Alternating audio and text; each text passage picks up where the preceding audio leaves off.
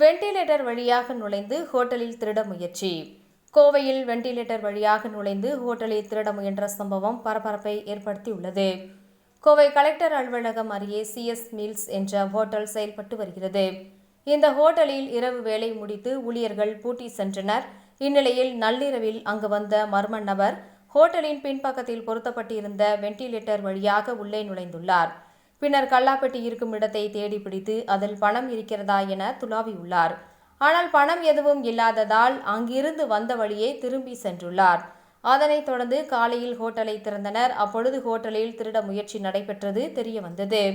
இதுகுறித்து ஹோட்டல் உரிமையாளர் ரிகார் 51 ரேஸ்கோர்ஸ் போலீசில் புகார் அளித்தார். அதன் பேரில் போலீசார் வழக்கு பதிவு செய்தனர்.